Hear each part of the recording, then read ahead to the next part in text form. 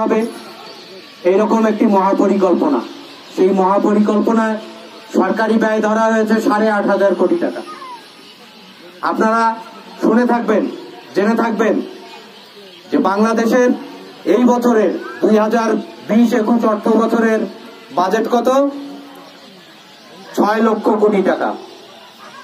আর এই মহাপরিকল্পনার ব্যয় কত? 8,500 কোটি টাকা। তাহলে 6 লক্ষ কোটি টাকার কাছে 8,500 কোটি টাকা কোনো টাকা? কোনো টাকা না। কিন্তু দুঃখের বিষয় একটাই, স্বাধীনতা সংগ্রাম বঙ্গবন্ধু নেতৃত্ব দিয়েছিলেন একটা জায়গা থেকে। পূর্ব পাকিস্তান এবং পশ্চিম পাকিস্তানের যে অর্থনৈতিক বৈষম্য, পূর্ব পাকিস্তানের ছেলেরা শিক্ষিত হয় কিন্তু ভালো চাকরি পায় না। পূর্ব বাংলার পাট বিক্রি করে পাকিস্তানে শিল্প কলকারখানা তৈরি করা হয়।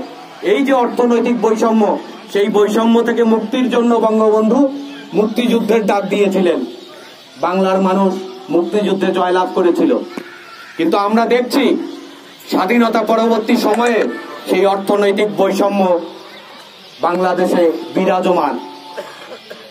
আজ যদি সমগ্র দেশের হিসাব করেন তাহলে সারা দেশের দারিদ্রতা 22%।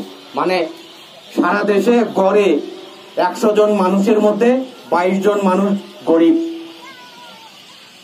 রংপুর বিভাগে কত?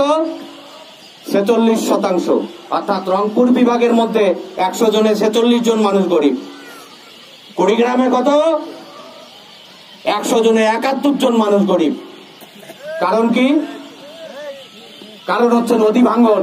আজকে আমি 30 বিঘা জমির মালিক, কালকে আমার 1 বিঘা জমিও নাই। তাহলে আমার সম্পদ কি হইল? নদী নিয়ে গেল।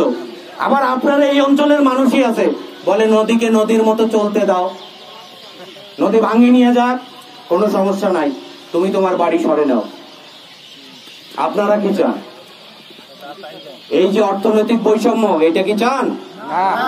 এই উত্তরাঞ্চল স্বাধীনতা পরবর্তী সময়ে অনেক জায়গায় অনেক বড় বড় উন্নয়ন হয়েছে। আজকে দক্ষিণে